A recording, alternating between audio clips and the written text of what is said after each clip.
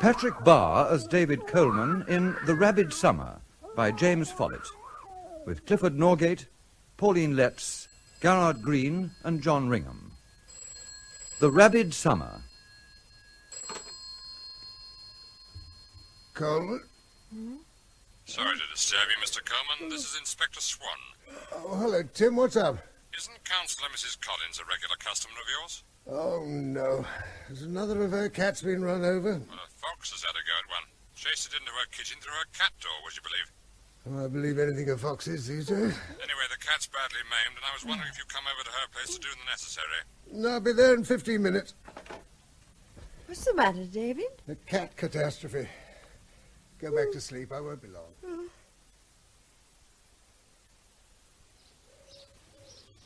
So that's a shrew in trap 6. Male, 16 grams. And according to the mark, it was the same shrew we caught in trap 3 last week. Which means his territory ranges well over 2 hectares. Something else for the local zoological society to ponder on.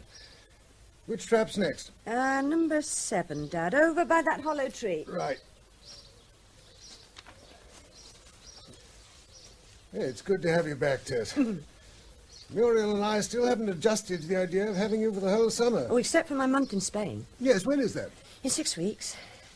Last 2 weeks in June and the first 2 in July. I wish it wasn't for so long. We hardly ever see you, know? You'll be sick of the sight of me come September. Anyway, my thin blood will be craving that Spanish sun. So would yours after 2 years in Iran. Well, won't you come back here when your contract expires? Well, I've heard a whisper it'll be renewed. Oh? In any case, I wouldn't want to live here. Oh, it's a lovely place to be brought up in. All those beaches. But I can't see myself ending up marrying a farmer who's forever complaining about the weather and the government. Now, those complaining farmers and sick cattle have paid for your education, my love. Ah, but they're not paying so well now, are they? I knew it was a mistake letting you tackle my paperwork. I have to keep my hand in. Well, the point is, Dad, that although you're the only vet serving the town, business isn't doing so well now, is it? Oh, things are a bit slack at the moment. Oh, come off it, Dad. Look at the fields round those woods. Pasture land crammed with dairy herds when I was a kid. And now they're acres and acres of pick-your-own vegetables and strawberries for day trippers. You can't blame the farmers if that's what makes money these days. Mummy told me that Uncle Harold had asked you to take over his small animal practice. I've no intention of spending the rest of my career in suburbia doing nothing else but nursing pampered pussies. At least there's variety in general practice. Horse in foal one day and ailing gerbils the next. Looks like a visitor in number 7. Give us the spring balance, love. Oh. 190 grams. The trap weighs 110. What was the bedding weight, Tess? 50 grams. So our client weighs... 30 grams, Dad. You really are hopeless. What have you found?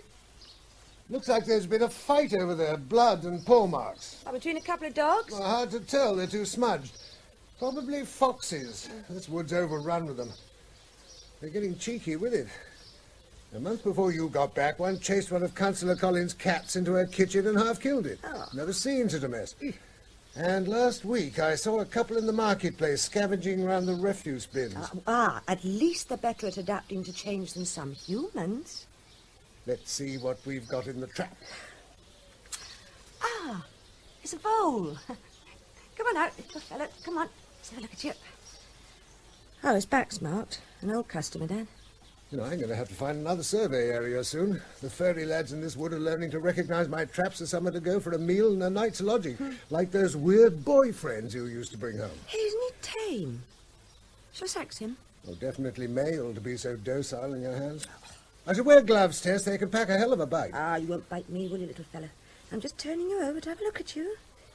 Yes, male. He's very tame, isn't he?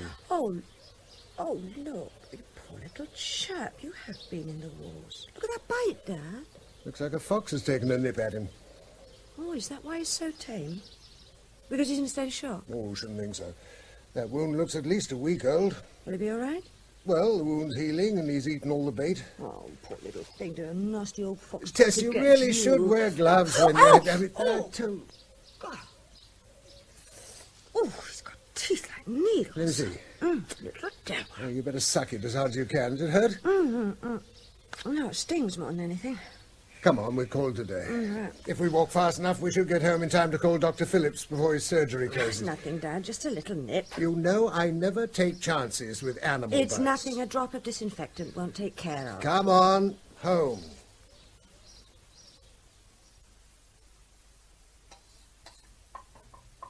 Smells good. Oh, yes.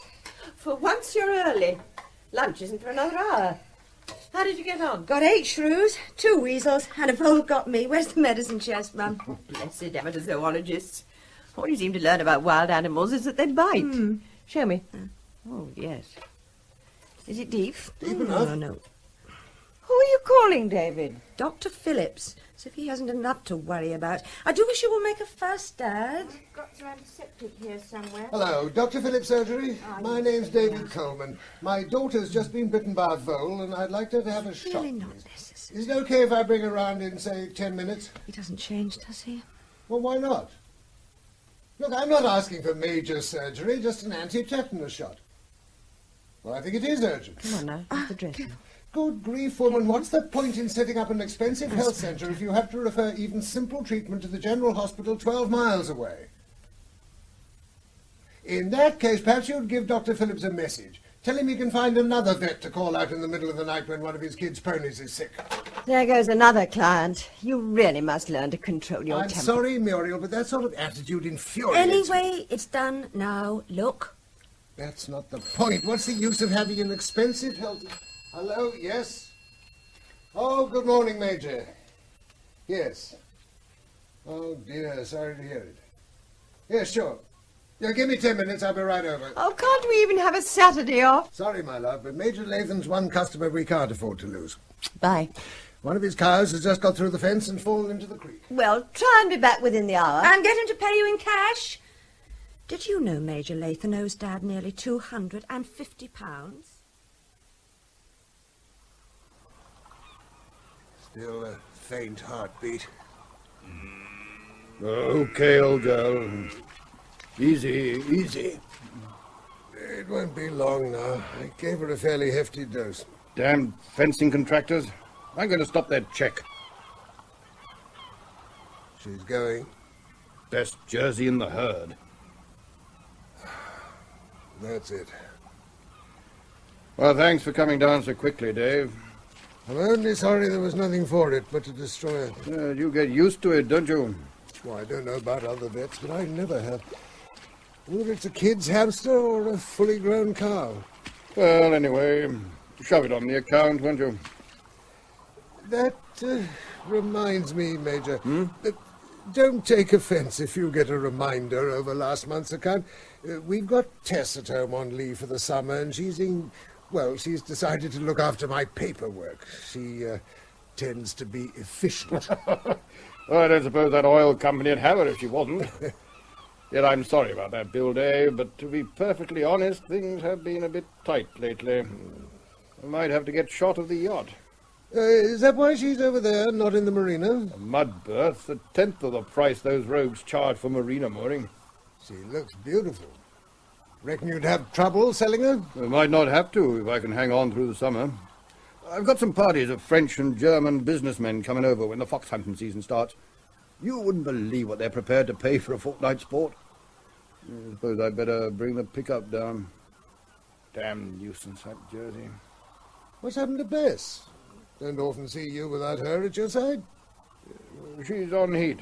I have to keep her in. So soon after our last letter? Have you found homes for them yet? I drowned them, Dave. They were curs. Well, didn't you leave Bess at least one? Look, I wish you'd let me deal with them. Oh, I can't afford you for non-essential work. I'd willingly have done it for nothing. Anyway, he's a sturdy cat, Mrs. Collins. Bring him along to Tuesday's surgery and I'll have a look at him. Oh, but I'm sure he'll be fine by Monday. Well, I just can't be too careful after what happened to poor Shandy. Oh, dear, I've just remembered. There's a council meeting Tuesday evening. Will Monday morning be all right? Oh, that'll be fine. I dare say the school will manage without me for half an hour. Now, if you'd excuse me... Mr. Coleman, where's that charming daughter of yours? Tess is in Spain on holiday. Oh. You know, I must get you to give the children a talk on being a vet. Next, please. Down, boy. You've seen cats before. Oh, dear. Mind. Oh, Mr. Harding. I understand the Forestry Commission have approved the use of warfarin hoppers in their campaign against grey squirrels. Tree rats, we call them, Mrs. Collins. I don't approve of this indiscriminate poisoning of wildlife, and I'll be bringing the matter up at the next council meeting. It's not indiscriminate. And if you had 2,000 acres of conifers to look I after... think you'd better take Martini out, Mrs. Collins. He might find an Alsatian's more than he bargained for. I'll see him on Monday morning, all right? Yes, and Martini doesn't approve of Alsatians. He's a German shepherd dog. Silly old battle axe. She's all right, really. Hello, Zulu. What's the matter with you, then? Oh, this one's Simba. Oh? Zulu's Oh. slightly darker. Well, up on the table, Simba. Good boy. Ah, what's the trouble? Oh, yes, this bite. I took him with me into 7 Acre Copse. He was scratching around in a clearing near one of those striped poles you use to mark your tracks, when this fox stepped out of the undergrowth, bold as you please, and trotted up to him. A fox? I tried to shoo it off, but it didn't take the slightest bit of notice. It was rather funny, really. They were nose to nose like statues, with Simba's hackles standing on end. Then the fox lunged forward, bit Simba on the shoulder, and dashed off. Extraordinary behavior for a fox. Look, this might hurt him a bit, so if you could hold him firmly... Oh, yeah. That's it. Good evening, Major Lathan. Just the man I wanted. Oh, evening, Dave. Give him his usual, Mary, and same again for me. Thanks. You own the 7 Acre Copse, don't you, Major? And it's yours for the market price value of agricultural land per acre with the standing timber thrown in. And that's worth a bit. Had an offer last month, turned it down, damn crook. I don't want to buy it. Oh, pity. Have you been in it recently? Not since the last shoot. Why? Well, this may seem silly. Oh, try me. Cheers. Cheers. It's just that the wildlife in that copse seems abnormally tame. Hardly surprising. The amount of free meals you dish out in those traps of yours. Clive Harding, the forestry warden, brought one of his Alsatians to my surgery today. It had been bitten by a fox which had walked up to it, bold as brass, taking a chunk out of its shoulder. They'll be trotting up to the pack next in the middle of a chase and licking their faces. Well, that's not all. A few weeks back, Tess and I caught a friendly vole. Well, friendly at first, that is. Then there was that business of, well, what must have been a 7 Acre fox getting into Mrs. Collins's kitchen and killing one of her cats. Yeah, you know, she was voted in as chairman of the council at the last meeting. I'd heard. What I was It was wondering... my turn. Just because a fellow owes a few bob here and I there. was wondering if you might have any ideas. What about? Oh, the wildlife behavior. Yes. I remember my father opening the Botany Bay plantation when I was a boy. He took the fences down once the trees were established. The animals in there weren't used to people. Rabbits and squirrels used to eat out of your hand. Surely you've heard of such cases? Yes, but... Not that many people go to 7 Acre Copse these days. Too far from the main road. Oh, well, maybe you're right. But I still think there's something very odd about the wildlife in that copse. David? David, I want to talk to you about Harold's offer. Not now, Muriel. All right, then. I'll put a time in your appointments book, shall I? When we finish breakfast. No. Look, we've been here 26 years now, ever since Tess was born. It suits us, a small town on the coast. You mean a dying town. Look, you've always said that it's the small animal vets who are making money these days. Harold's practice must be doing well for him to contemplate retiring at 55. It's a marvellous offer which you're crazy not to jump at. Well, this practice keeps me busy. Filling in all those silly record cards which aren't even necessary. You'd be better occupied chasing a few outstanding debts. Tess told me that some of the farmers round here owe you a small fortune. Oh. Post. I'll get it. Maybe Major Lathan has finally paid his bill. Oh. Another postcard from Tess and several bills. Well, leave them in the office. Okay. Nearly as hot as Iran. Spaniards better behaved than Italians. Return flight arrives 1750, your time on the 10th of July. Has Major Lathan paid his bill yet? Oh, she shouldn't put things like that on a postcard. Can you meet me, please, love, Tess? Well, that's odd. She said she'd be returning on the 18th. Oh, maybe the tour operators made a mistake. 10th, that's the day after tomorrow. We could be at the airport by 5:30 if I shut up shop at 4:30.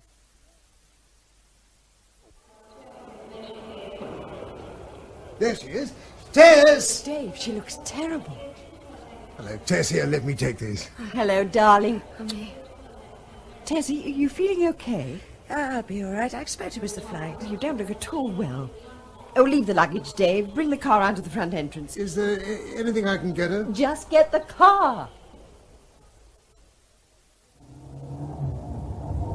Well, did you have to come this way? The main road will be jammed with weekend coastal traffic at this time. I'm sorry to be such a nuisance. It's no trouble, Tessa. Now stop worrying. Oh, it's good to be back. I couldn't get any sleep at the hotel. There seemed to be parties and noise going on all night. Not like you to complain about noise. Ignore him. How long have you been feeling like this? About 10 days. The tour people fixed up for me to come home on an earlier flight. I just feel so tired and listless all the time. Shall I drive straight round to Dr. Phillips before going home? No, please, don't make a fuss. I'll be fine after a good night's sleep.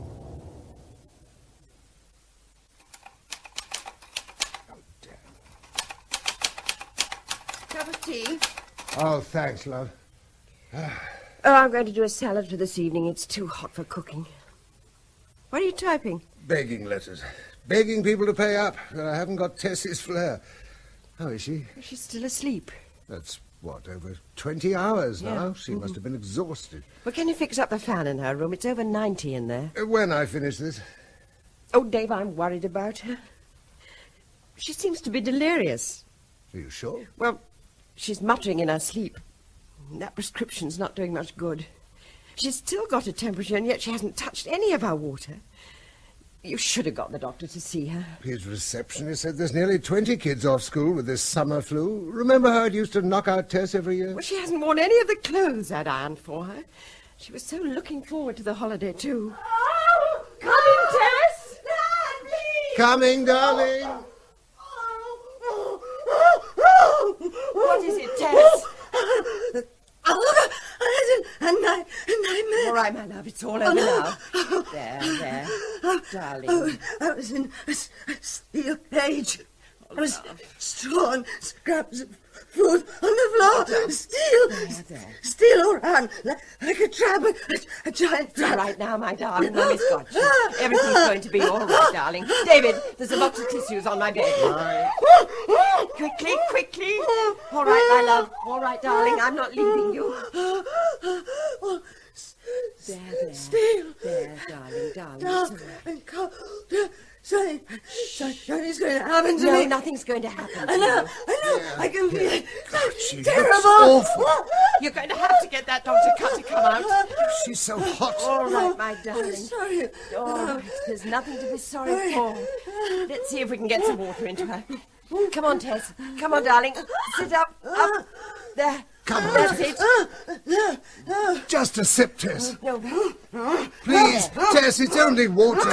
She's so strong, I can't hold her. Oh, you look at her eyes. Just get some water into her. Hold the glass to her lips. Oh, what's the matter with her?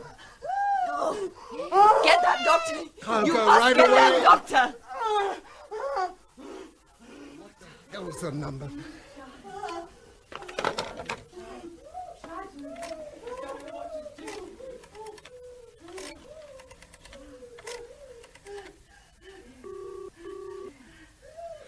Oh, come on. This is the Mill Lane Health Centre answering service. service. Oh, my The God. surgery is closed until 9 o'clock tomorrow morning. Urgent calls should be referred to the emergency doctor on 421. Oh, the hell with it. Oh, for God's sake, hurry up! As quick as I can!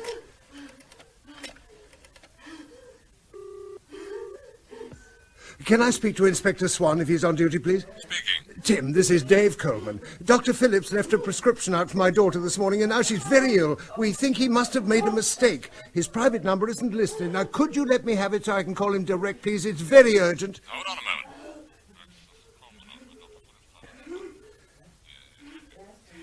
Did the doctor see your daughter this morning? No, we called too late for him to make a house call. His receptionist thought the symptoms sounded like this flu bug and got the doctor to leave a prescription out. Please hurry, Tim. Look, I can't give you his number, but I'll call him for you. It sounds as if you'll need an ambulance. Have you called one? No, we didn't want to move her too far from Dr. Phillips, as he's the only one that knows what he put on that prescription. Well, I'll call one and get the doctor round to your place right away. Thanks, Tim. Thanks a million.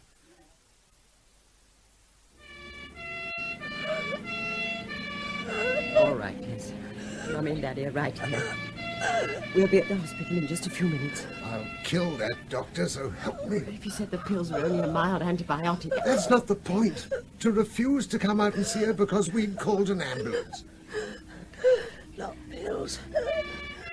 I know what it is. In Iran. Oh, my darling. Don't try to talk. I know. I know.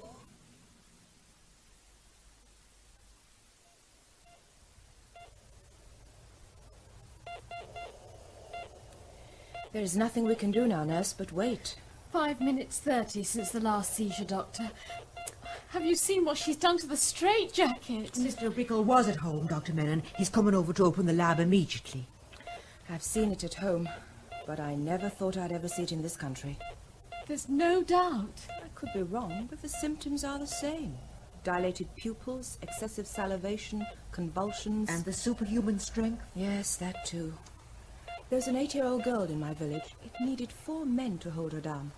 Not for long. No, leave her. Oh, but Doctor, there is nothing you can do. Nothing any of us can do.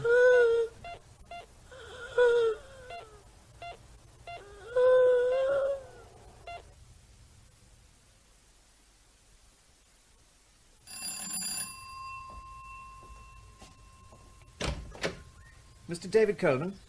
Yes? Good morning. I'm Martin Willis, the Medical Officer of Health, and this is Mr. Ian Margent. Oh, yes, you rang an hour ago. Come in. Thank you. We're extremely sorry to have to trouble you at such a time, but the point Through is... here. I'm sorry everything's in such a mess.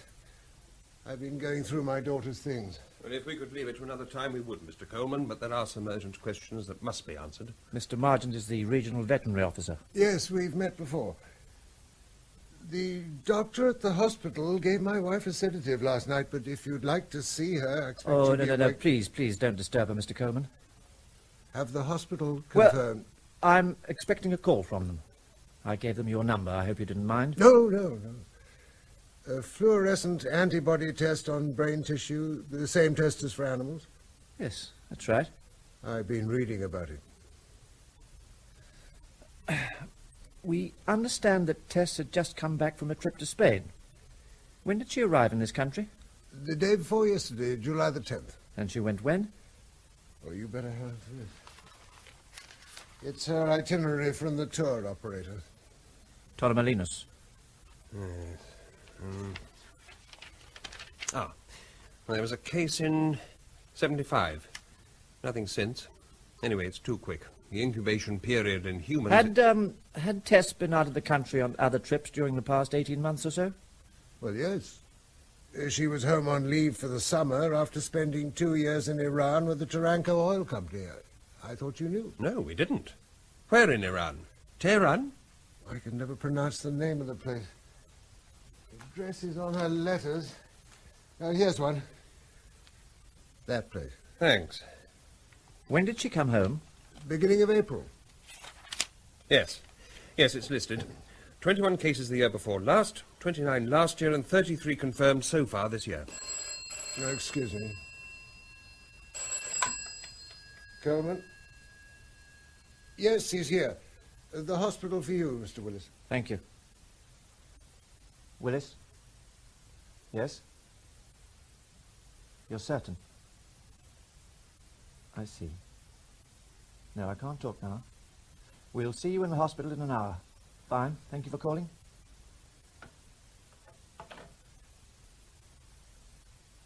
The interim test was positive, Mr. Coleman. Ah. It now seems certain that your daughter died of rabies. And this is a photograph of her left ankle. Mm-hmm. You see that faint trace of scar tissue? Oh, yes. As far as I can see, that's the only possible infection site. Naturally, I can't be 100% certain. It's healed well? Yes, well. Once the rabies virus enters the nervous system, it leaves no trace at the infection site. Normal healing often does take place in the case of long incubation periods. I suppose this mark could have been caused by, say, the girl injuring herself in coral when swimming. But it's the only skin lesion on her body that accords with a dog bite. And dogs are the main vectors of the disease in Iran. How old is the bite? If that's what it is, and I think it is, I'd say between 6 months and a year. Is it likely that this bite occurred after her return from Iran? April? No, most unlikely. You can see how well it's healed. Ah, yes. If she'd spent 2 years in Iran up until last April, then that's where she got this bite. I'd stake my reputation on that.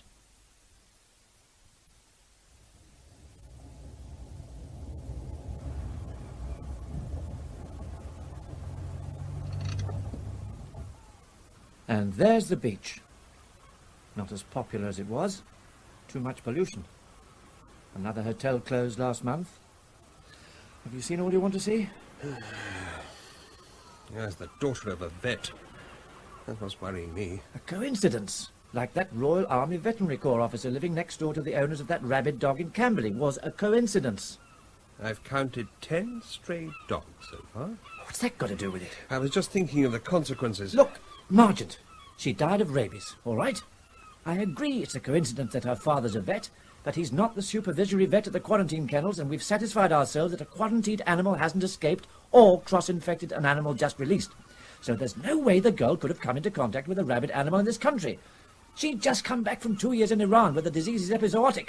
Now, what more evidence do you want? Oh. Now, let's go back to my office and write our reports saying that there's no danger. All right?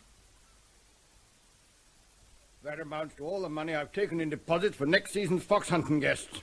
And you can tell your Mr. Snell that's all I've got. You can have the rest when the season starts. I'll see if I can persuade Mr. Snell to accept this, but he's an impatient man, Major. I wouldn't have joined that club had I known the sort of people that were running it. Had we known the sort of person you were, we wouldn't have let you. When members win, as you have in the past, then they rightly expect to be paid immediately, just as Mr. Snell expects to be paid immediately when they lose. You'll just have to wait, Kemp. I'm sorry. This is a very pleasant farmhouse, and what, 3,000 acres? Quite a sizable estate.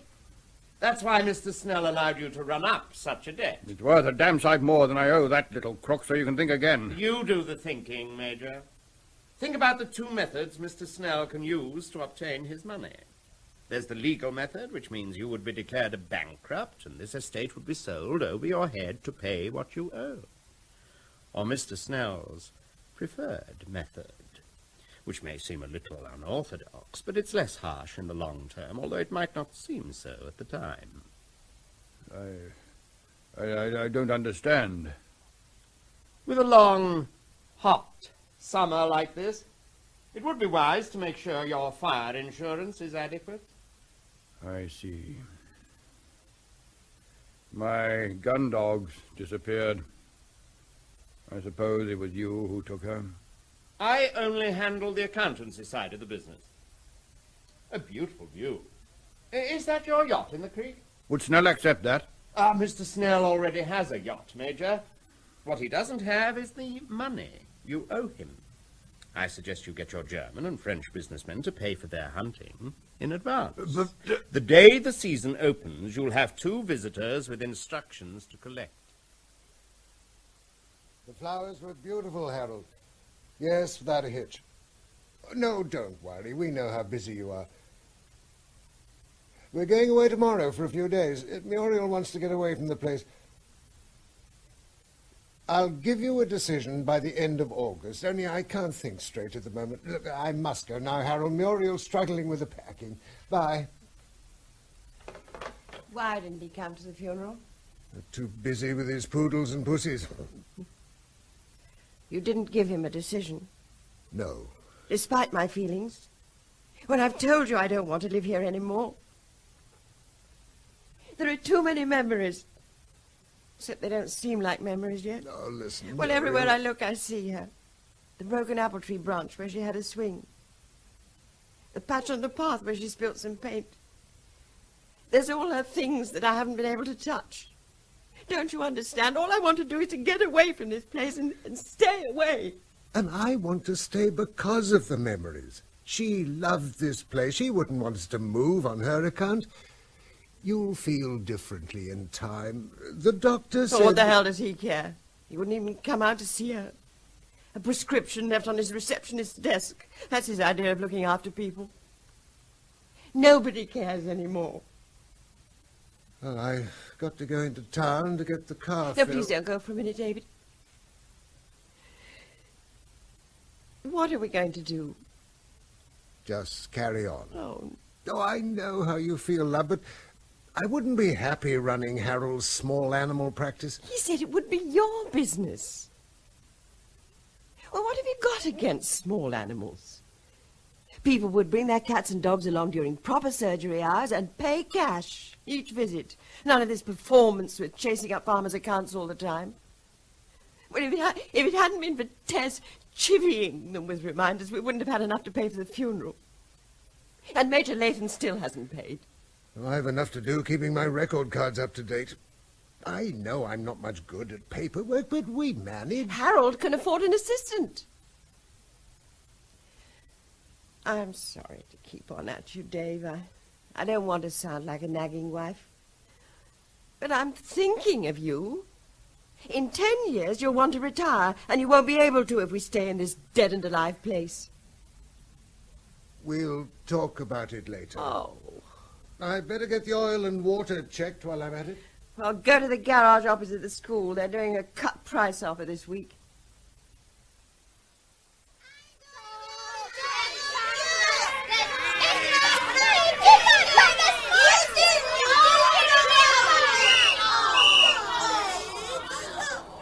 Perfectly still, please, children. Stop fidgeting, Angela. And you, John. Now wait for it. Nice straight lines, please, children. Thomas and Swann, were you in town too? Oh, no, miss, there's an outside.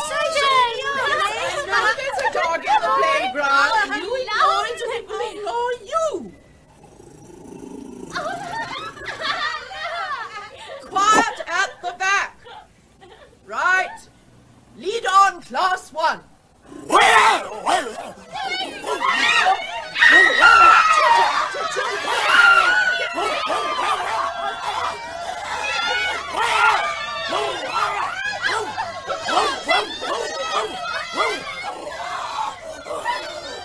Get the children into the school. Mr. Coleman, thank God. Get the children into the school. Shut all the doors. Call an ambulance. Yes. I'll try and keep him in this corner. Yes. Is this netball thing fixed to the ground? No, it'll lift out. Oh, go on then, but keep them quiet. Yes, yes. Children, come on, follow me. Follow me into the school quietly. Easy, Simba. Easy, boy. All right, boy. Not going to hurt you. Just going to slip this net over your head. Good boy, Simba. Keep still. There's a good dog. Steady, boy. Steady. Good dog. Good boy.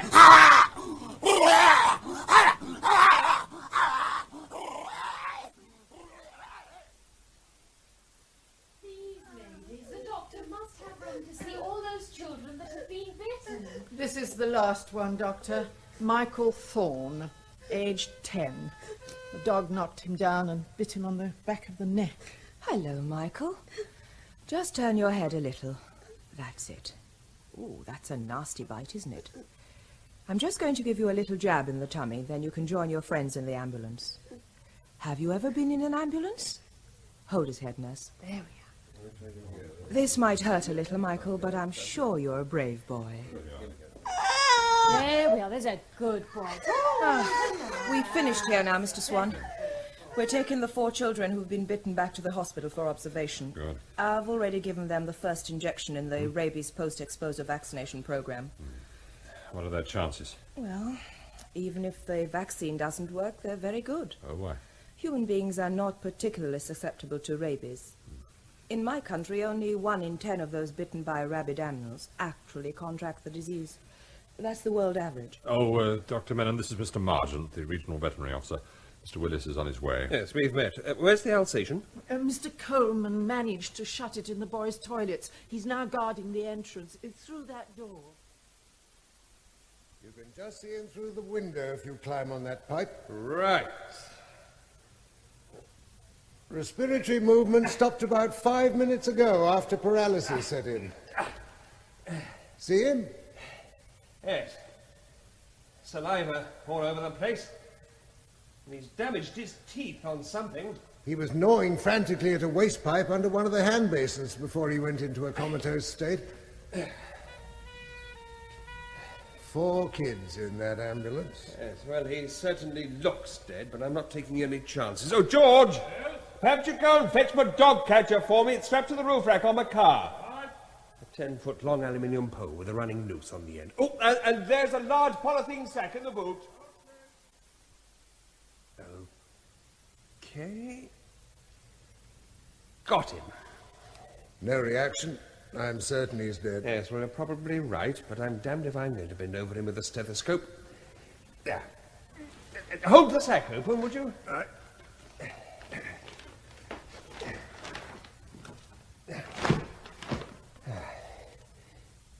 Oh, what did you do to your hand? Oh, I cut it on the netball stand. The dog didn't get near me. Now, there's a lot of saliva about. You'll have to start a post-exposure vaccination program. Very unpleasant, I know, but better than... Yes, I know. Yes. I hadn't forgotten. What do you want to do with him? I'll send his head and neck to the Central Veterinary Laboratory for analysis as quickly as possible. They'll have an interim result in 24 hours, but for the time being, I'm going to work on the assumption that this animal died of rabies. If you want to use my surgery... Oh, have you got an incinerator? Yep. Okay, then, as this town doesn't seem to have proper facilities. Do you know who owns this Alsatian? Simba, he belongs to Clive Harding, the local forestry warden. You need any help, gentlemen? Oh, Inspector Swann. Yes, I do. Can you get one of your men to guard these toilets until they've been disinfected? Yes, sir. Is that the dog in that bag? Yes. What about the other one? What other one? Clive Harding owns 2 Alsatians. Zulu, the twin of this one. Oh, hell. I'm sorry, Mr. Margent. I should have told you earlier. Yes, all right. No, we'll have to go and pick it up immediately. Then I've got a major detective task on my hands, finding how this animal became infected. There's something else. I treated this dog for a fox bite about 3 weeks ago. Oh, for crying out... Look, is there anything else I haven't been told about? Where on earth have you been? I've been waiting One of here... Clive Harding's Alsatians attacked 4 children in the school playground. Oh, no. Are they badly hurt? You remember that Indian doctor at the hospital who treated Tess? She started the children on a post-exposure vaccine treatment against rabies. That's what Margent thinks the dog had. It died later in the school toilets. Oh. Margent will be bringing it round to the surgery in a few minutes. He wants to do a post-mortem on it. Well, is there any connection with Tess's... Well, Margent and Willis are now convinced that there must be. You remember that time that Tess was bitten by a vole in 7 Acre Copse? Oh, and you wanted her to see the doctor and we stopped you. Well, if the infection had taken hold, it wouldn't have made any difference with rabies. Let's just hope that those poor kids don't get it. But surely vaccination is too late if the dog had already bitten them. Well, the incubation period can be long enough for the body to build up antibodies before the disease develops. Nothing's ever certain with rabies. Except if you get it. You die. Yes.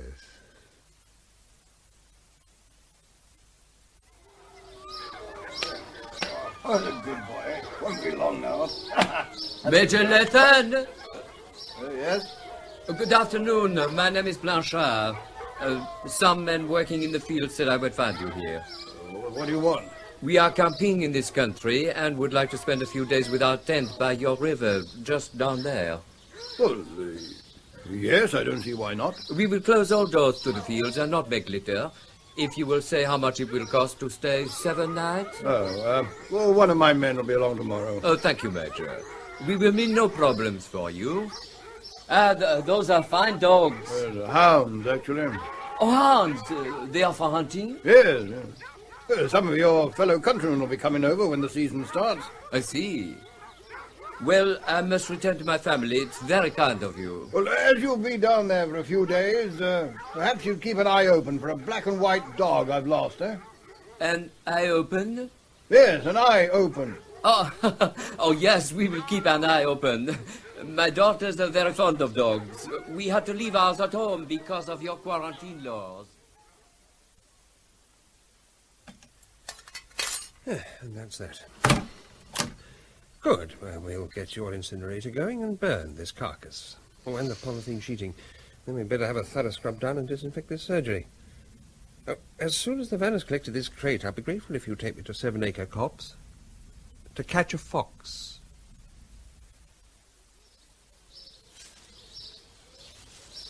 We'll be upwind of the earth at the top of that rise. You should have a good view. If the foxes are using their earth. God, it's hot. I wouldn't have thought an air rifle was much use. Oh, well, this one is. It's got an extra powerful spring so that the kinetic energy of the pellet is above the legal maximum. Ministry idea? No, my idea. It's quiet. If rabies is enzoic in the wildlife in this wood, then the last thing I want to do is frighten it off. There's the earth. Near that oak, about 50 yards away. Ah. Well, might as well make ourselves comfortable. Damned hot. What'll you do if wildlife rabies is confirmed? Shoot everything as you did at Camberley? Oh, no, we've learned a lot since 1969. Are you still keen on amateur zoology? No, not now. Oh, yes.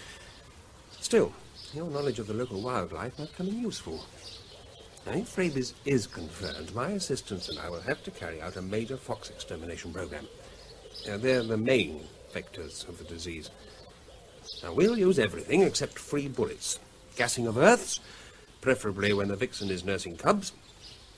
Bait, treated with poison, and even gin traps as a last resort. Wildlife rabies dies out when the fox population drops to 1 per square kilometre. It's a lot more than that here. My survey of 2 years ago indicated in the region of 20 to the square mile. As many as that? Scavenging in the town and housing estates is on the increase. Everything is in its favour. Fox furs are no longer fashionable. Hunting has become too expensive, and what hunting there is wrecked by anti-blood sports amateurs. The old steel dustbin is a thing of the past, and local authorities are cutting back on the frequency of refuse collections to save money. The only thing we can be thankful for is that at least a rabid fox in the furious stage doesn't travel long distances. A rabid dog will. But they become exceptionally tame. Yeah, they can do. And that's one of the biggest dangers. Children are naturally attracted to usually timid animals when they show signs of friendship. 20 to the square mile. And there's one not 4 yards to your left, watching you. So the holiday's off? It looks like it. Muriel, I'm sorry. I know how much you wanted to get away, but I promised Margent... Look, as soon as all this is over, we'll... I thought you and Mr. Margent had finished with the surgery. He's removing the head of a fox we caught about half an hour ago. Oh. Oh, Tim Swann rang while you were out. He's at Clive Harding's cottage in Blackdown Forest. He said he went there to collect Harding's other Alsatian and was having trouble. What sort of trouble? Well, he wouldn't say, but he sounded worried. I might have guessed. Clive thinks the world of those dogs. What time did Tim call? An hour ago. Well, why didn't you tell me earlier? I forgot. Oh. Just as you always forget to give your brother a decision about taking over his practice. I'd better get over to Blacktown. You might tell Margent when he's finished where I'll be. Oh, but you haven't had your dinner. I'm not hungry. I see no point in staying in the house with you spoiling for a fight. What time will you be back? Oh, damn.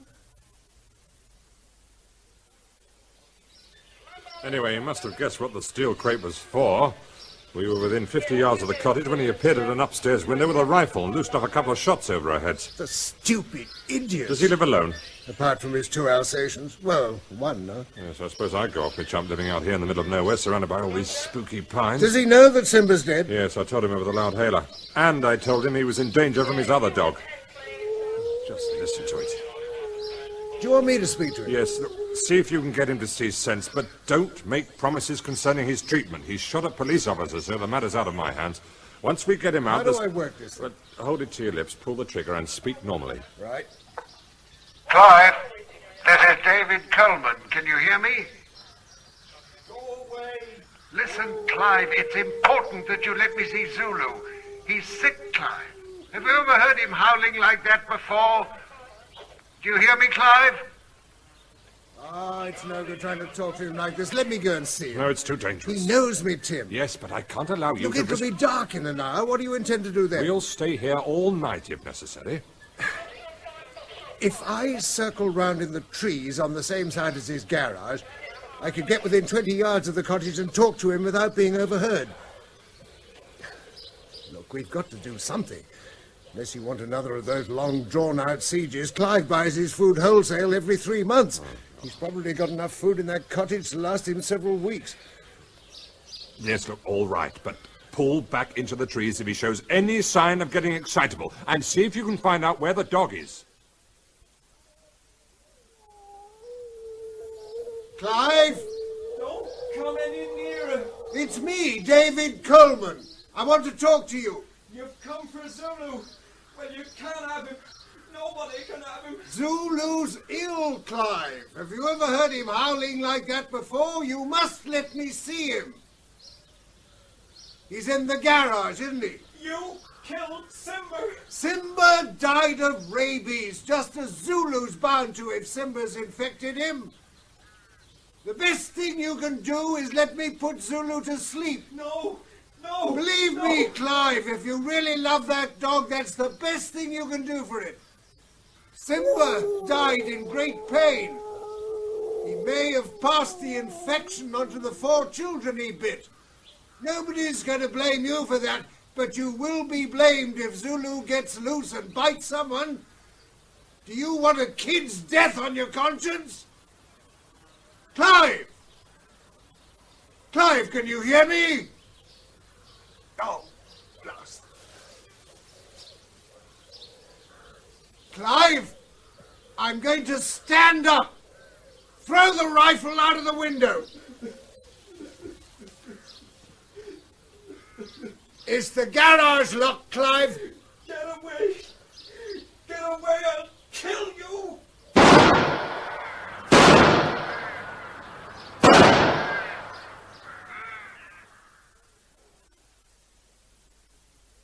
The shots went about 20 feet over my head. I was never in any danger. Nor were you earlier, Tim. The dog's in the garage. I'm fairly certain it is. Definitely in the garage, sir. I can hear it scratching. And its howling is blowing my eardrums out. That's a rifle microphone Mathis is holding. He claims he can pick up a gnat's burp at 100 yards on his headphones. You seem to have brought in a good deal of extra equipment while I was gone. Night sight image intensifier so we can see in the dark. CR gas grenades and a launcher, plus 3 LA-39A1 rifles. Why rifles? You reckon that dog's rabid? Yes. That's what the rifles are for, just in case he takes it into his head to let it loose. I suppose you think we're overreacting. No, Tim, I don't. Thanks for coming. Can I stay? He's an old friend. Going to be a long night. I don't suppose I'll be able to sleep at home in this heat anyway. Wake up, Mr. Coleman. What's the time? 3 a.m. Oh. The dog stopped howling, but we can still pick up a faint noise it's making on the rifle mic. Look, if you'd have a listen on these headphones, maybe you can tell us what's the matter with it. These? Yeah. Do you need a bit more volume? No. Well? Seems to be having difficulty with its breathing. I wish Margent was here. He'd know what's happening. Now it's scratching at something. Whimpering.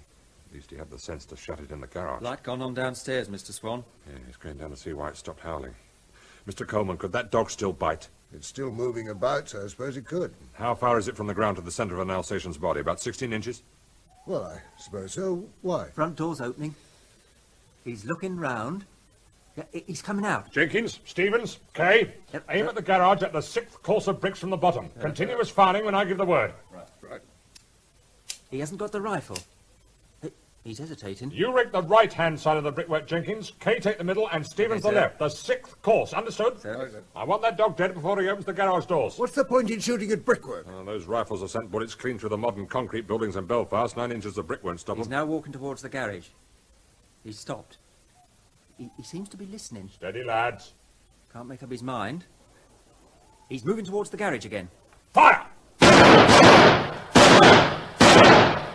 He's firing! He's firing! What's he doing now? Can't see. The flashes have lasted this thing up. Hang on. Oh, the picture's clearing. The old garage is leaning towards us. What's he doing? I can't see him. Hey, he's standing up. Must have thrown himself flat. He hasn't stopped a ricochet. No, he's okay. He's got a torch. Moving towards the garage. Can you hear any movement on those headphones, Mr. Coleman? Nothing. If that dog comes out when he opens the door and any of you have a clear line, use it. He's trying to open the garage doors. Yeah, he's having trouble because the frame's warped. He's got one open, shining the torch inside. I can hear him. I can't hear the dog. He's gone into the garage. Can hear shuffling about. He's talking to the dog. Is it alive? Well? Don't think so. He's crying, saying the dog's name over and over. More shuffling noises. He's coming out. Looking this way. You rotten, filthy, stinking swine! Yeah, now he's running to the cottage. Light going on upstairs. Coleman, aim the rifle mic at the cottage. I have, but I can't hear anything. I'd better get down there. Ah! My ears! Odd. There was no flash, and the shot sounded muffled. So what was he shooting at? Guess. Stupid idiot. All for a dog that was going to die anyway. Man's best friend. Yes, and we all know who his worst enemy is. Summer madness. I might laugh at that one day. Excuse me, sir. There's a Mr. Margent outside who'd like to see you, sir. He says he's the regional veterinary officer. Okay, Mathis, I'll see him outside. I met him once over the sighting of some warfarin hoppers. He was having a major battle with tree rats. You look how I feel. Well, I've just got back from the Central Veterinary Lab. Been driving all night. They were very good. They did an on-the-spot fluorescent test and have confirmed the presence of the rabies virus. In the dog? In the dog and the fox. Looks like we've got a major outbreak on our hands. Mr. Punch killed my dog.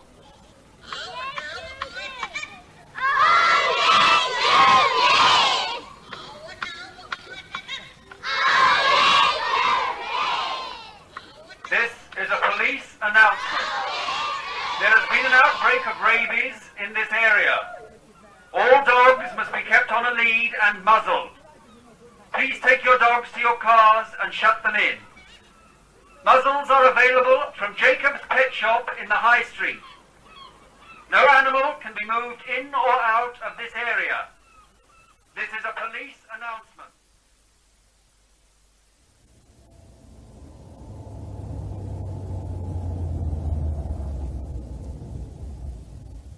What's the matter, officer? Did you see the signs as you left the town? Yes. Then what's that dog doing in the back of the car? Well, those signs don't apply to us, do they? I mean, we're only down here for the day. They say all animals, sir, so if you'd kindly turn this car round and take the dog back to town, you'll find a temporary quarantine centre's been set up in the marketplace. Follow the signpost. Oh, Lord, honestly.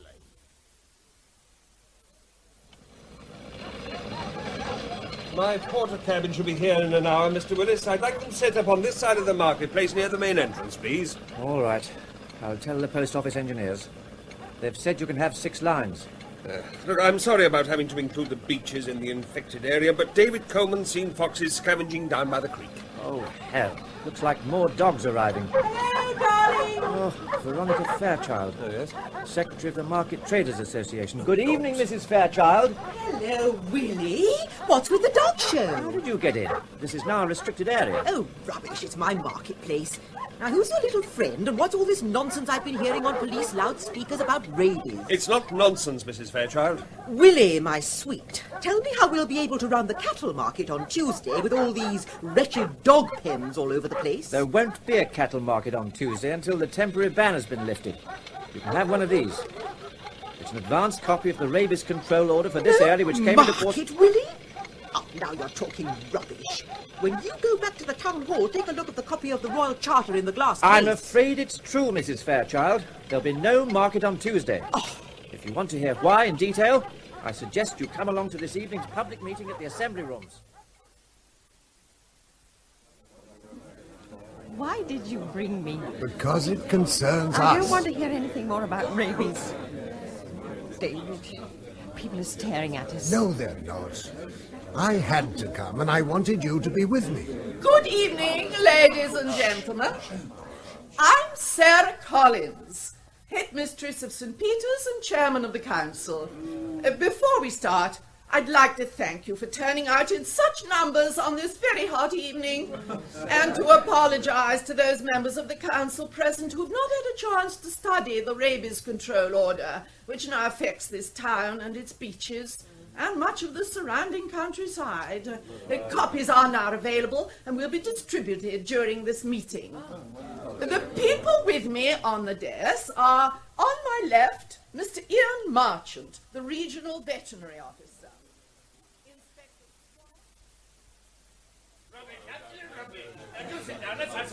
At least let Mr. Margent finish what he has to say. As I was saying, the infected place has been defined as this area of woodland on the map to the north of the town, known as 7 Acre Copse, and includes this area of forestry land here. Where poor Clive Harding was killed last night. My assistants have already started a program of gassing and trapping foxes in the infected area, and will continue to do so until the fox population has been wiped out. Is the place closed to the public then? Yes, it is. The police are putting up warning notices, but the area's too large to fence off at short notice. Why pick on the poor fox? Hasn't there been enough indiscriminate destruction of wildlife as it is without... There'll be plenty of chances for you to ask questions at the end of the briefing.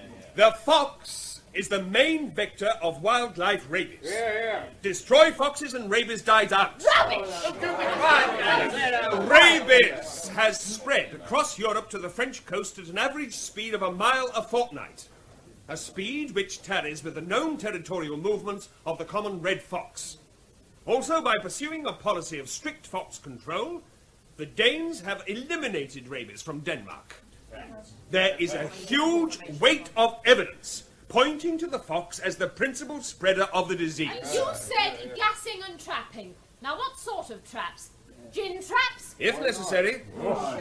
You do that, Mr. Margent. And as chairman of the local Wildlife Protection League, I'd have a summons slapped on you so fast.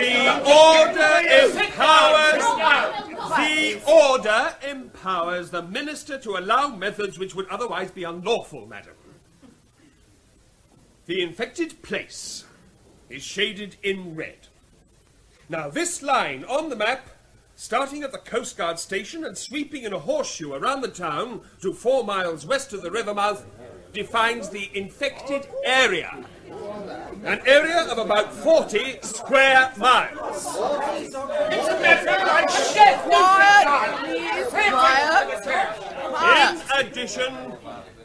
In addition to the restrictions on the exercising of cats and dogs in the area, animals not under control will be seized and destroyed if not claimed within 3 days. There will be a ban on markets, and the movement of all animals in or out of the zone will be prohibited without a special license. Oh, wait a minute. What about the holidaymakers on the caravan and campsite who brought their dogs with them? Surely they'll be allowed to take them home. No, they will not. In fact, the first checkpoints were set up an hour ago by the police. Oh, but this is stupid! What about our visitors when the schools break up next week for the summer holidays? They're welcome to come, but they'll have to leave their pets at home. I've got men now manning checkpoints on all the roads into the area to make certain that no animals are brought in. By checkpoint, you mean roadblock? Call them what you like. They're only a temporary measure until all the signs are up and the matter has been given maximum publicity on radio and television. We think we can rely on public cooperation. Well, listen, mate. We seafront traders have to rely on their money in order to live. I can't see the public even bothering to come down if there's signs and all sort of restrictions. It was bad enough, that publicity over that girl dying.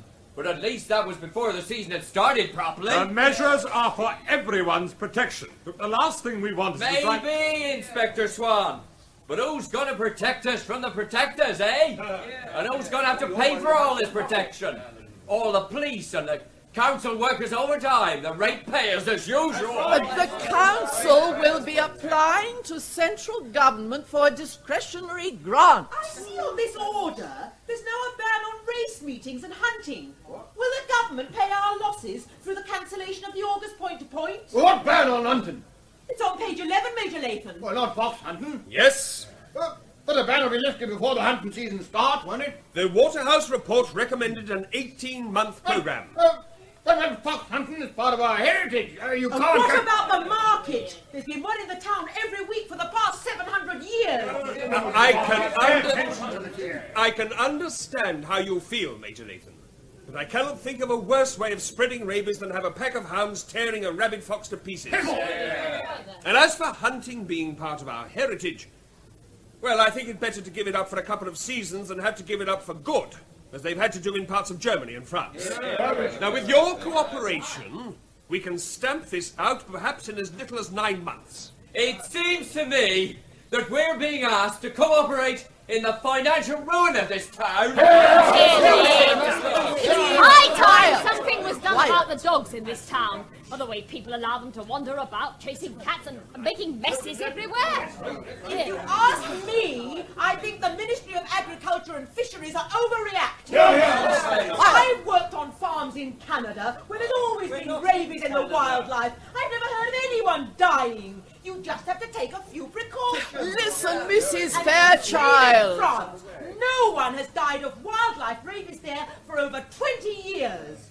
All these petty restrictions in the hope it'll go away, well, they amount to the same sort of thinking we had in this country that insisted that motor cars should be preceded by someone carrying a red flag. But the only difference is the motor car kills more people in 1 month than rabies has in the whole of recorded history.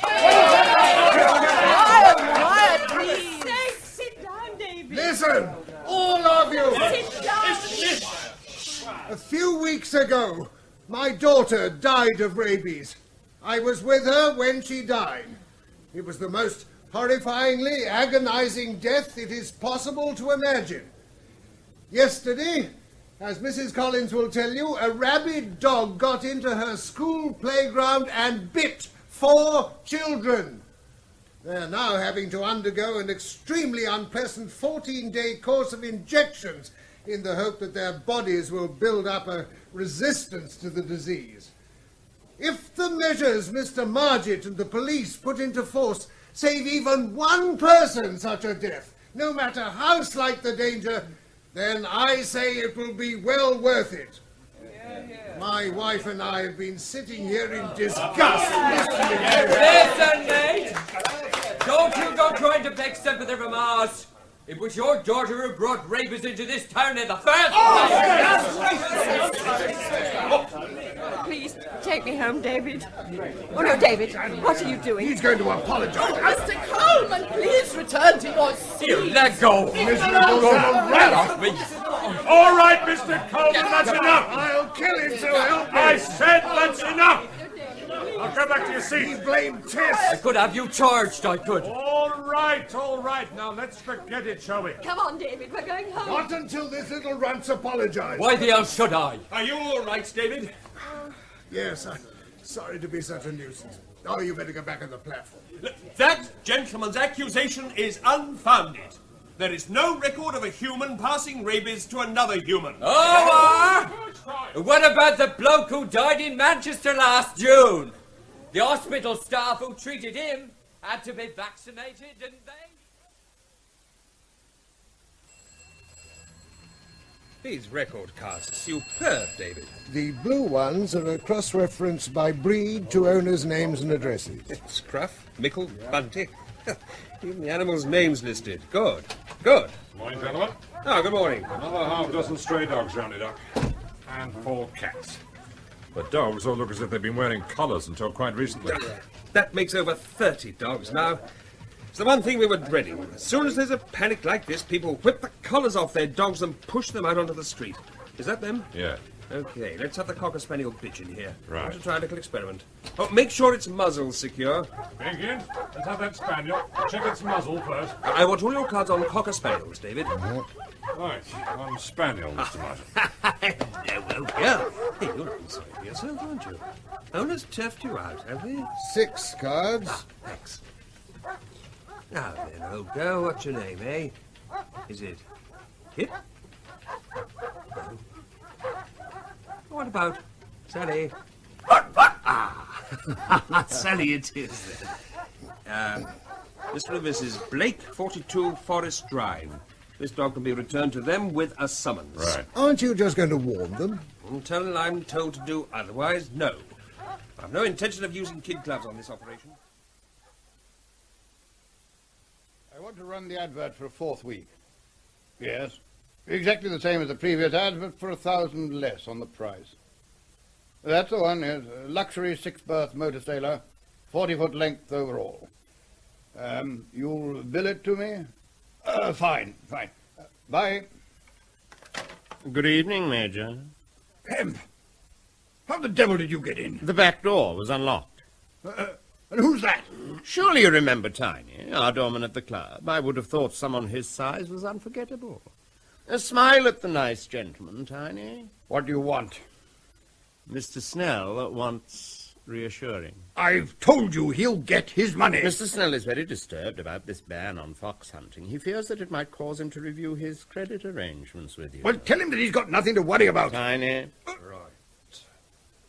What's that big oaf doing? I don't think Tiny's ever seen a grandfather clock before. A deprived background. What did you... And he doesn't know his own strength. Now look here. Just what the hell do you think you're playing at? That clock's a valuable antique. He's wrecking it. Can't you stop him? Probably trying to find out what made it tick. Let's be thankful he's not playing with matches. That's his speciality. That clock belonged to my father. Don't worry, Major. Mr. Snell's quite prepared to give you time in exchange. 1 week, to be exact. Next Sunday. The day before August bank holiday, so you'd better make sure you have the right amount for Mr. Snell, because he'll have an extra day to count it. Well, you finished early? There wasn't much point in keeping the surgery open. No customers. Oh, for the 3rd day running. It'll pick up. Will it, David? How many unclaimed cats and dogs did Margent's men destroy yesterday? Well? Oh, I don't know, 4 or 5 maybe? And how many will it be tomorrow? And the day after that? Another month and your practice will be ruined. And Margent has made it clear that this whole business could drag on for a year. We'll manage. We've got a bit on deposit. We won't manage, David. It's not as if it's a bad patch we can weather through. People don't trust you anymore. Don't be silly. No, it's true, Dave. I've overheard gossip. Those customers you've always complained about who seem to think more of their cats and dogs than their children, they're the ones who've kept us going in the past. And they see the help you're giving Margent as some sort of collaboration with the enemy. Then they're more stupid than I thought. And what that horrible man said about Tess at the public meeting... We agreed not to talk about it. You were the one who agreed. That's your answer for every problem. Don't let's talk about it. Tess dies and you say, don't let's talk about it. This practice is virtually finished and you won't talk about it. I want to get away from here and you won't talk about it. Someone says terrible lies about Tess and you won't talk about it. Please, David, don't you understand? I need to talk. And if I can't talk to you, then there's no one. You bottle everything up so that I feel I'm living with a stranger. I'm sorry, Muriel. I should have realized. I've been so busy these past few days while you... Look, Let's get the August bank holiday behind us, and then we'll have a serious chat about what we're going to do. Well, what about now? I've got to go and see Margent. Oh. Well, I suppose that's better than nothing. All right, then. Do whatever you think best. 50 quid less than this time last year. And look at the beach, deserted. Will you join? You tell me how you reckon this action group you're thinking of can succeed. If you're my counsellor, how is it you can't manage to do something by yourself? Well, I want to present a petition to the government, asking them to pay compensation to all those whose livelihood has been damaged by this rabies control order, or who suffered financial hardship. And what's in it for you, Major? Well, as you're all constituents in my ward, I'm naturally anxious that you're not driven away. I mean, seafront traders such as yourself are the lifeblood of this town. I don't believe a word of it. We never see you between one election and the next. How much do you stand to lose? Come on, mate, there's nothing to be ashamed of. What's upsetting you? And then let me guess. The ban on fox hunting. Ah, I thought so. Will you and your fellow traders join me? Sure, we'll join you. What have we got to lose? You look pretty well set up. Maybe you could help some of the lads out until we've got this compensation. You do pretty well out of the cappers on your land, don't you? There's one French family by the river, that's all. Frogs? And nobody makes much money out of campers. How long have they been there? Over a week. Why? Do you reckon they're the ones that brought rabies into the country? I wouldn't know. I doubt it. One of the lads in that government vets team was saying in the pub last night that the frogs have long summer holidays. Over a month. So they have more reason to smuggle their pets into the country, because it'd cost too much to have them looked after at home. I don't think the length of time they've been in the country tallies with the incubation period. How do you know how long they've been in the country? Some of my mates working the lobster bus don't have much love for the French. If it turned out that some frogs were responsible for bringing this rabies into the country, they'd be held to pay. Good morning, David. Come along in. How's it going? Better than I expected. We've now gassed 41 foxes in 7-acre copse and 12 in the forestry land around Blackdown. I've just had the results from the Central Veterinary Lab on the head and necks from the first day's gassing. Only the 7-acre copse foxes were rabid. So it looks as if you might be able to contain it. Well, I think there are grounds for cautious optimism. That will be the keynote of this morning's press conference. Cautious optimism. 53 foxes. That should have made a dent in the population. Ooh, a hell of a dent. But with an infected place of that acreage, I won't be happy until we've gassed at least 300 of the blighters by the end of September. Yeah, so then our problems really start. Why? Well, autumn is when the young dog foxes seek out their own territory. It won't take them long to twig that there's hardly any competition in the infected place, and they'll start moving in droves. Yes, to defeat them, you have to understand them. Oh, excuse me. Margent. When's this? I see. Yes. Thank you for telling me. Oh, hell. What's the matter? Michael Thorne, the boy who was bitten on the neck by that Alsatian. What about him? He died an hour ago. Am I late for the morning briefing? You heard about Michael Thorne, Tim? Yes. Yes, I picked it up in my car just now. We've got a problem. Oh? Yes, a young PC has just confessed that he saw his aunt carrying one of her cats out of 7-acre copse. She told him that it was the cat's favourite haunt and that it had escaped when she was cleaning a window. She told him to keep his mouth shut. When was this? 2 evenings ago. The constable will be disciplined, of course, but divided loyalty is Divided loyalty? Nothing. It was criminally irresponsible of him to keep quiet for so long. Yes, I agree, but you don't know the full story. The constable's aunt is Mrs. Sarah Collins, head mistress of St. Peter's and chairman of the town council. Oh, no, of all the people in this town. How many cats has she got? I'm just looking. I think it's 5. Or it's at least that. Got it. Yes, 5. It was 6, but one was maimed by a fox and had to be destroyed. Remember, Tim, you called me out in the middle of the night? Yes. A fox killed one of her cats. This is the first I've heard about it. Well, it was some months ago. February the 5th. What wasn't I told? To be perfectly honest, I've forgotten about it. I can't see what that's got to do with this outbreak. But it's got everything to do with this outbreak. I've got to find out how it started. February makes sense. Now, come on. We've got to go and see her about that cat. Frank! I want a crate loaded into the transit. I didn't think it mattered. He couldn't have been in the cops for more than 3 hours. I've been so careful to keep them in. I even nailed a piece of plywood over their cat door. They hated it, especially Whiskey. I examined him from head to tail when I got him back. There wasn't a mark on him, so I didn't think it mattered. He could have eaten part of the corpse of a rabid fox. We've already found 2. There could be more. Oh, Whiskey wouldn't do that. He's so fussy with his food. I'm afraid we've got to take him, Mrs. No, Collins. no, he's all right, I tell you. I'm very sorry, Mrs. Collins, but we can't take chances. Where is he? In the back room. You come and see him. Come see him. You'll see he's fine. His coat's glossy, his eyes are bright. Don't touch him, Mrs. Collins. Don't touch him, whatever you do. Here he is.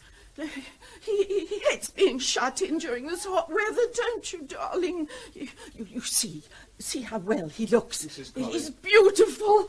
Aren't you, my puppet? Mrs. Collins. These silly gentlemen thought they'd have to take you away. I'm very sorry, Mrs. Collins, but we've no choice. If there was another way... No, but he look won't at him. feel a thing, I promise. Oh, no, he's not. Please, Mrs. Collins, it's the best way, really. Inspector, come out here a minute.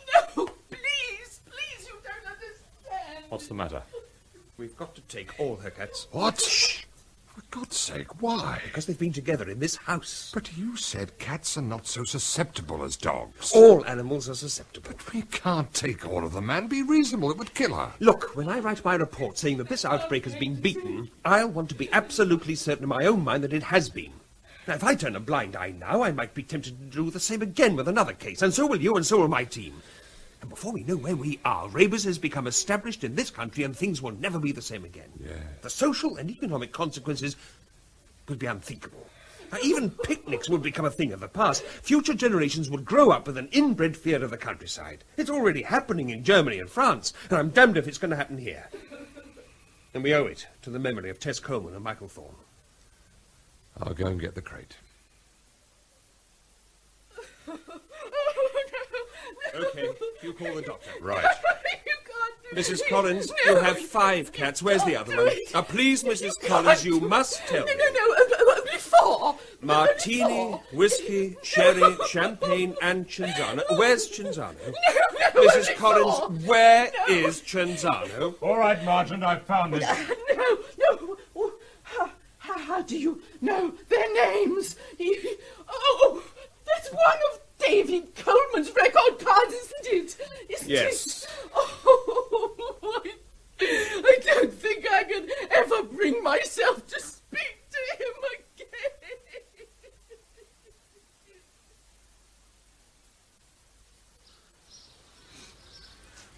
This is the trap where Tess was bitten. It's empty. Well, it doesn't matter. I've got enough rodents now for the lab. Oh, it is hot. It's good of you to help like this, David. I said I would. Well, I mean to come back into this copse. Can't be very It's easy. probably a good job the council have got it fenced. A cigarette end could set the whole thing off. Yes. Hello. Something seems to be interesting in those rocks. Let's take a look. Might be a fox corpse my lads have missed. How many have you gassed now? Oh, virtually everyone in this wood, we think. Forest is the real headache. Ah, whatever it is down in that ditch. Hold my sack a minute. I'm going down to take a look. Well, be careful. They can be boggy. Everything's bone dry. Oh. What is it? Oh. The half-decomposed remains of a dog. Looks like it's been here several months. Hang on, I'll come down. I might recognize it. No, not a chance. Stay there. Ah. There's an engraved identity disc on its collar. Bit dirty. Yeah, that's better. Does the name Bess mean anything to you? Major Lathan's gun dog. Ah. Figures. His name and telephone number's on the back. This might be the break I was looking for.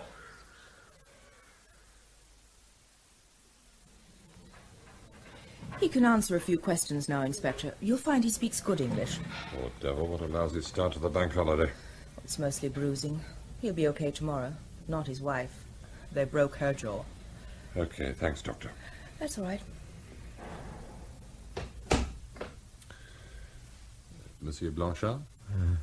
I'm a policeman, and I'd like to ask you some questions about the men who attacked you and your family tonight. I did not see them. It was dark. You understand? Yes. Did they have a car? I do not know. I was asleep with my wife in our tent. My daughters were in the small tent. Perhaps they saw something. Oh, is my wife, please? Well, Sorry to disturb you, Inspector. A somewhat cryptic telephone message from your headquarters. Would I tell you that the results of the forensic test was positive? Thank you, Doctor. He'll still be here in the morning. I can arrange it. Good. His case can wait. Come on, Mathis. I'm going as fast as I can, sir. So there's no doubt? No, none at all.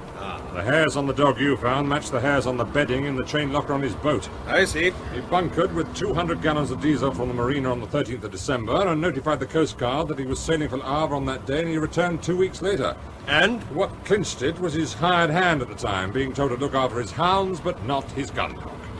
The hand also said that Lathan was cock-a-hoop upon his return over some fox hunting he'd fixed up with a party of French and German businessmen. And I thought you checked every boat in that marina. Well, seems he moved out in the spring, couldn't afford their mooring fees. He's got a hell of a lot to answer for. We've always been worried about the irresponsible weekend yachtsman smuggling pets, but it turned out to be one all along. And he could never bear to be without that dog at his side. Well, he's without it now. 3 people dead and countless animals destroyed. Headlights approaching. Be out on this lane at this time of night. He's shifting too. You better pull in. Can't. Lane's too narrow. He's not going to stop. Flash your lights at him.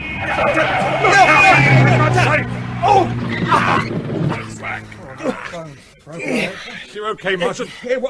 Yeah, I think so. Flaming idiot. Feels like we're in a ditch. Sorry, sir. But I thought it more prudent to take to the country. Yeah, did you get a look at him? I was blinded by his lights. Didn't see a thing. Nor did I. Oh, that's all we wanted. The RT handset's busted.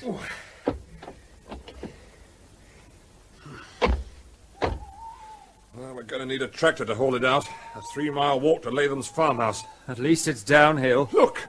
That glow! Latham's farmhouse is on fire!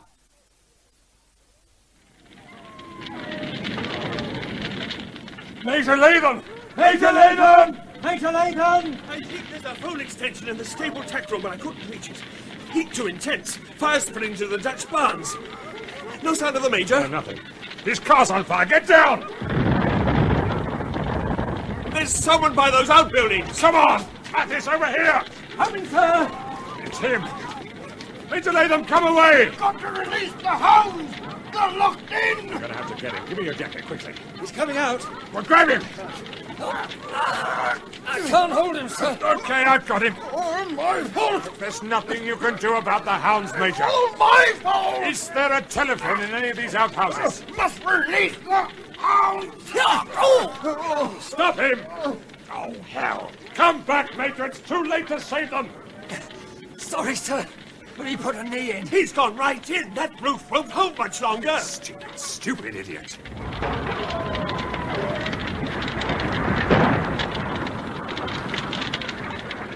All for a few dogs. Well, that's then. No, it isn't. We've got to stop the fire reaching those pines. If it does, the whole forest will go up. How the hell are we going to get help? Won't the forestry warden raise the alarm? What forestry warden? I've forgotten. Someone's bound to see it. Good God, man, look at it. There go the Dutch barns. What will it mean to your fox extermination program if the forest does go up? Yeah, that's what I've been thinking about. We'll have to stop all the foxes from escaping somehow. Surround the whole area and shoot everyone that shows its snout out of the trees. Yeah, I suppose so. It's the last thing we wanted to do. Starting to get light. Sounds like a job for the army.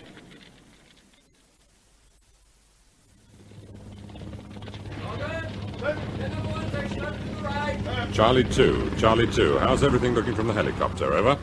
The fire pumps are holding the blaze to the west.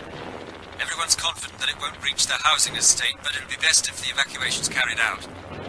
B Company's commanding officer reckons they've shot at least 100 foxes and half as many badgers and deer. The soldiers are playing safe. Any animal that comes out of the trees is shot at. 7-acre copse is blazing from end to end. Quite a sight from up here. Over. Thank you, Charlie 2. Report in 15 minutes. Well, it looks as if the fire's being got under control. It's a shambles, the whole damn thing. Yes, I thought the fire was a blessing in disguise. After all, the Great Fire of London ended the plague. It only needs one rabid fox to escape. One. Nothing's getting past those soldiers. Look at them. They're actually enjoying it. It'll be an August Bank Holiday Monday they'll remember for the rest of their lives. Oh, let's hope so. I was confident that I would eventually stamp out this outbreak by controlled measures. It would have taken time, but I was certain that I could do it. Every contingency was foreseen except one. Oh, what was that? People's criminal stupidity and selfishness. Oh, try being a copper. You get philosophical about people's criminal stupidity. I can never become philosophical about rabies. It killed my wife 15 years ago in Aden when I was in the veterinary corps.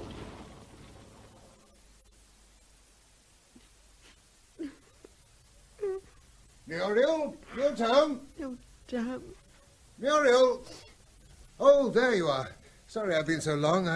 Brought my record cards back. Margent and his assistants are leaving tomorrow. With any luck, everything should be back to normal in a couple of weeks. No, David. Things never will be back to normal, will they? If you're thinking of Tess, of course not. I wasn't thinking of Tess, though God knows it's hard enough not to. It's just that the people of this town will never forgive you for cooperating as you did. Muriel, you've been crying. Oh, it's finally noticed. What's the matter? How on earth did that window get broken? A letter for you. A letter? It was wrapped round a stone. If you and that wife of yours don't... But this is obscene. You call the police? No. Right. Oh, what good will that do? Won't change anything. Won't bring Tess back. It won't stop people refusing to speak to me when I go shopping. And it won't stop me hating this town and everything it stands for, and you for keeping me here. Hello, Harold. It's David. Listen, Harold, is the offer to take over your practice still standing? It is? Good. David! Hey, steady on. No, not you, Harold. It's Muriel. I love you, I love you, I love you. As soon as possible. We're putting our house on the market today.